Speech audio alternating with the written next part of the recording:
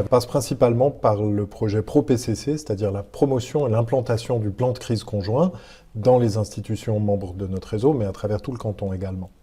Le plan de crise conjoint, c'est un projet vraiment très intéressant dans lequel nous sommes engagés à vos côtés depuis plusieurs années. Pour les personnes concernées, pour les patients psychiatriques, c'est une mesure d'anticipation, d'autodétermination, de maîtrise du cours de leur propre destin.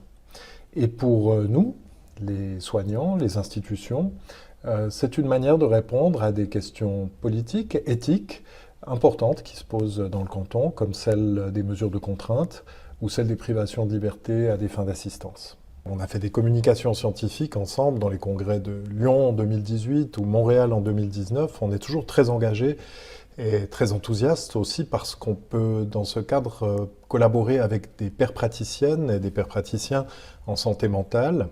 Et que pour nous, c'est une collaboration très fructueuse et exemplaire de ce que nous essayons de développer aussi dans tous nos autres domaines d'activité, c'est-à-dire le partenariat de soins entre professionnels de la santé d'une part et patients, patientes et proches d'autre part.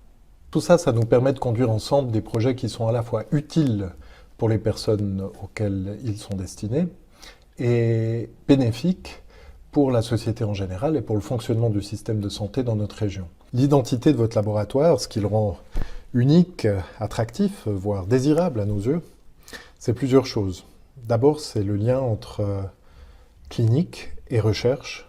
Trop souvent, la clinique ignore les résultats de recherche, les données probantes, les recommandations de bonnes pratiques, et à l'inverse, la recherche ignore les besoins et les réalités du terrain.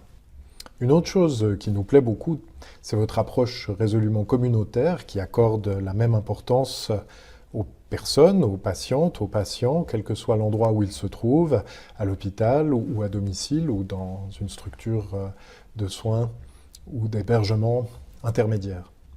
Et puis enfin, on est très intéressé par la notion de rétablissement. Et vous êtes en santé mentale précurseur avec cette perspective. Ça peut nous guider pour la gestion des maladies chroniques, quelles qu'elles soient.